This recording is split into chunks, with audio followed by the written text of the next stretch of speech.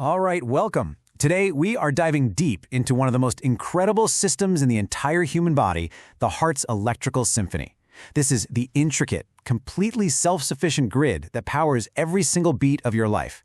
Honestly, it's a masterpiece of biological engineering, and if you're going into medicine, understanding this is non-negotiable. So, let's jump right in.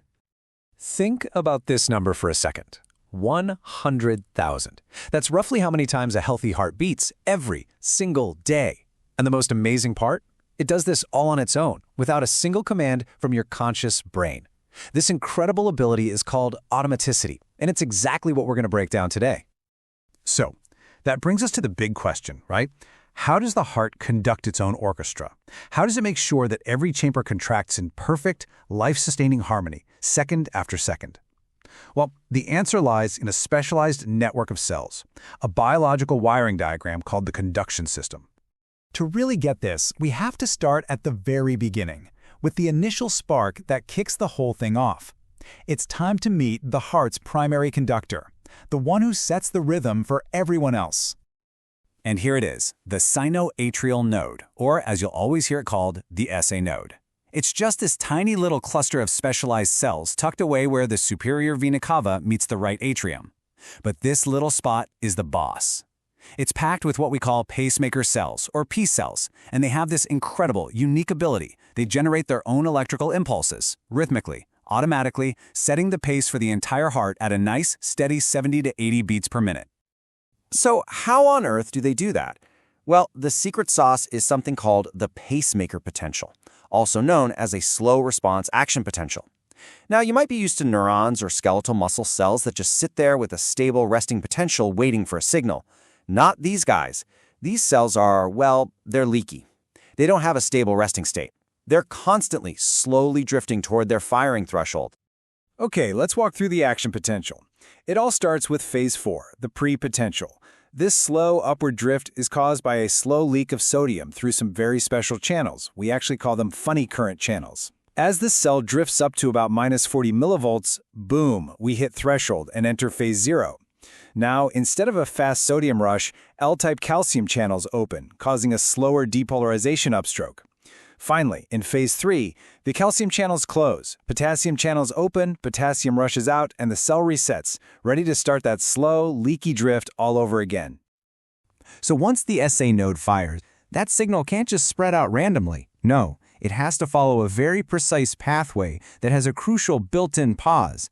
This is all about engineering perfect timing for the most efficient pump possible. So check this out.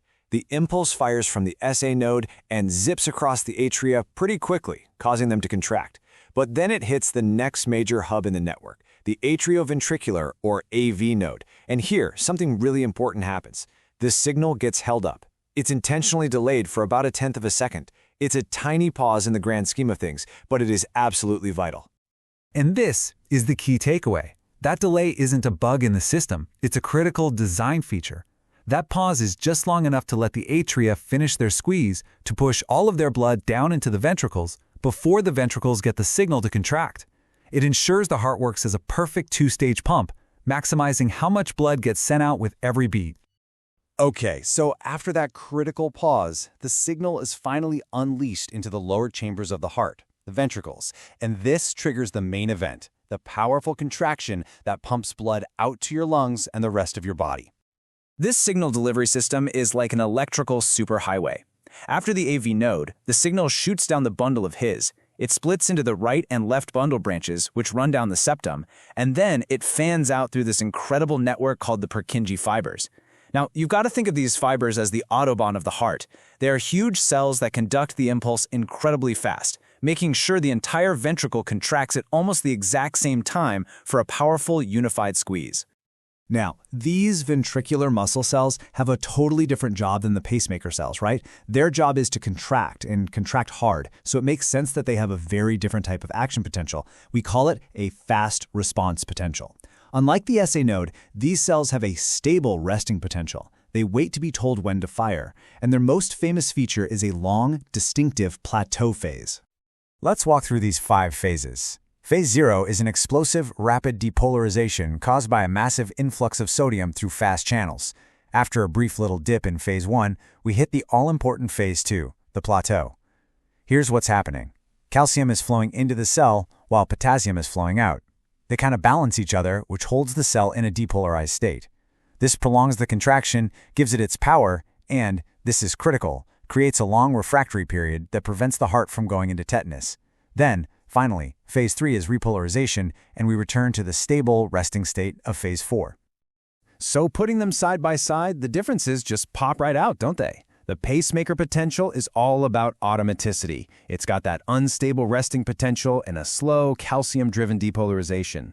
The contractile potential is all about power. It's got a stable resting state, a super-fast sodium-driven depolarization, and that crucial plateau phase that allows for a really strong squeeze. Two different jobs, two perfectly designed action potentials. This table is a fantastic summary for your notes. Just remember the sequence of the main players. Fast sodium in for depolarization, calcium in for the plateau, and potassium out for repolarization. And, really understanding which ion moves during each phase is absolutely key because this is exactly how many antiarrhythmic drugs work. They target these specific channels to fix problems with the heart's rhythm. Okay, so we've got the spark and we've got the pathways. But how does this whole system maintain such a perfect rhythm, beat after beat, for an entire lifetime?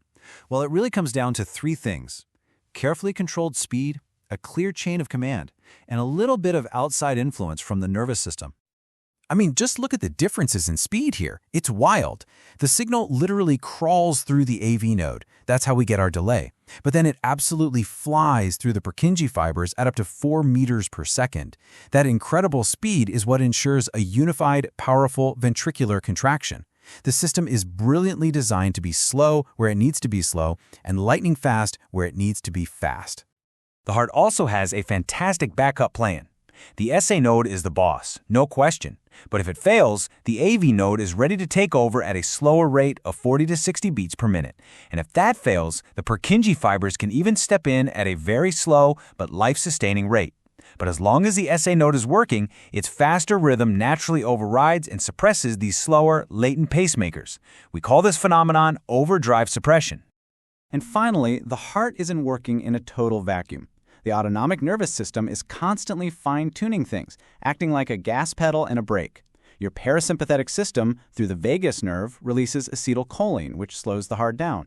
On the flip side, your sympathetic system, think fight or flight, releases norepinephrine, which makes the SA node more leaky to sodium and calcium, speeding the whole process up. It really is a stunning, beautiful system of coordinated timing, isn't it? Which, of course, leads us to the crucial clinical question. What happens when it all goes wrong?